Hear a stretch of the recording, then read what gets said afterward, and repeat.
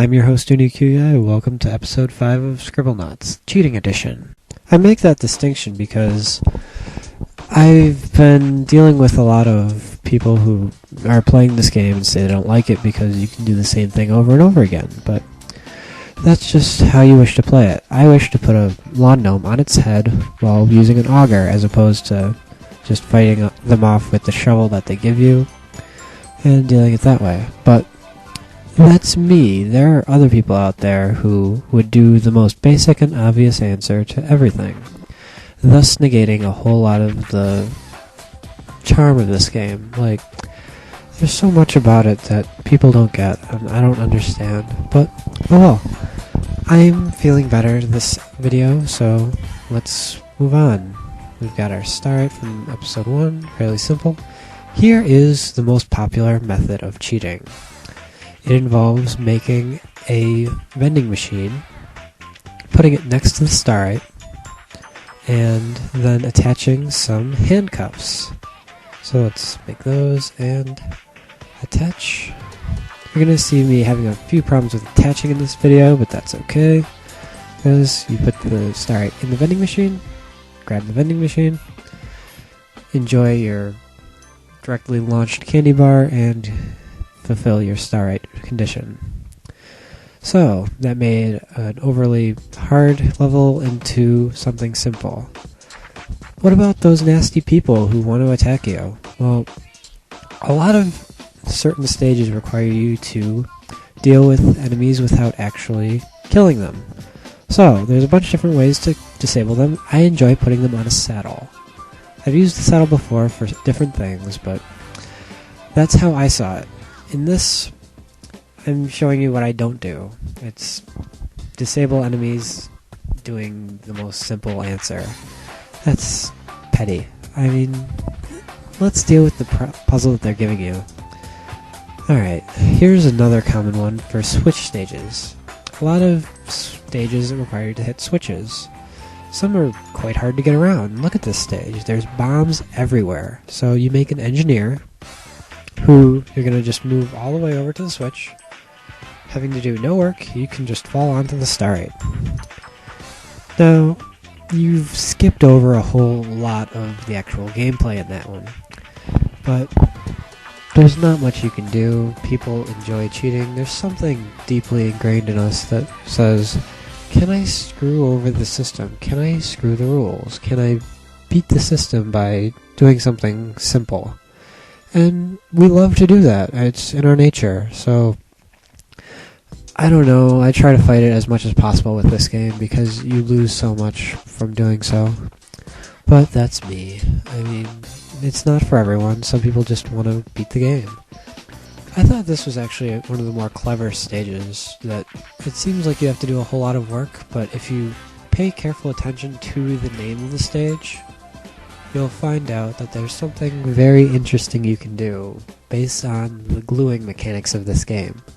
So let's get down here and create a rope. I've tried other things, they just didn't end up working out correctly, but we've seen how the guitar string works out. Alright, so we use our rope. That's our most reliable attaching method. And we glue it to the outside of the wall. We're destroying physics in this, but oh well. So when you lift up the wall, it'll come down on the opposite side, having to deal with nothing. I like that answer. Some people would call it cheating. I actually think that's innovative. I don't know. But it's all who you ask. I mean, there are people who say looking at guides is cheating. There are people who would tell you that using the auto button on your controller is cheating. There's just too much that people will call cheating. I don't know. I have very different views, I suppose. I grew up with Game Genie and all that, and I was a kid, so, you know, I wasn't the most accurate of gamers, so I used it. No big deal. But there's just some things that I can't excuse, which is just natural innovation on a puzzle game. I just don't see the point in using the same stuff over and over again when the whole concept of the game is to show you what different ways you can do. Most people wouldn't think to use an air vent to push the starite away from the falling TNT. Now, it didn't come to me at first because of how ridiculously hard it is to maneuver the vent to the correct positioning so it'll actually blow the guy and the starite off of the stage as such. But you'll get it there. Now I just need to get through the wall. And after much discussion, I decided to use a hoe because this video has not had enough sexual reference this time. Oh well, I'll get more in next time. Don't worry, folks. I'm not losing my touch. I'm just on top of a table underwater looking at a crocodile. Eep. Alright, so here's another stage that has overtly complex puzzles that you would have to solve in order to get to the end. However, there's some very simple things you can do. I first like to blow up the ground with bomb, arsonist, take your pick, He's quite useful at blowing things up from a distance. And just like a lot of the people in this game, they're useful for certain things. Now, one of the crazier items I've found to fly on is the gaff, or the Neo gaff. It's a little ball that you can fly on. It's pretty cool. Now, instead of solving the puzzles which would turn off of these fire vents, I decided to use a hose because it seemed that much easier to just put out the fire rather than turn off the switch to make the fire go out. Why bother when you can just use some water on it?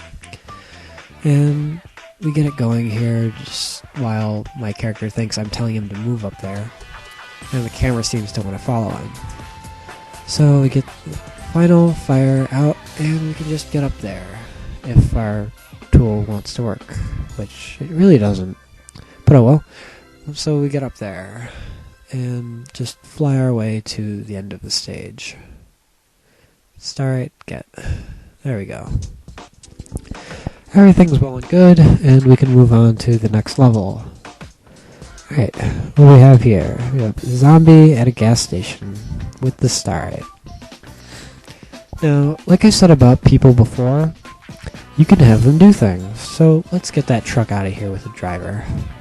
Not the 9-iron driver golf clubs. Let's get that out of the way. So, now we just need to get rid of this rope. I tried scissors, I tried hedge clippers. They're just tools, they don't actually do anything. I couldn't cut the rope with them.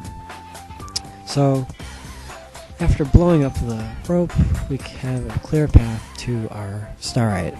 So we just need to get up there. Let's try these moon shoes. Be careful not to get them wet, they will electrify you to death, as I almost showed there. So let's get out of the way. Let's get to our thing, pick up the rope, and we're on our way. Okay. So, the last stage here, and the final part of our episode, is prison break. Let's get out of here. I like using this 5th cell member named Liz. She's a zombie. So when she attacks something, it turns into a zombie as well. And she becomes quite fearless when you give her a knife. Look at her run. Alright, so we're going to give her a round, and because she's a character we created, we can put her anywhere. So we're going to put her in here.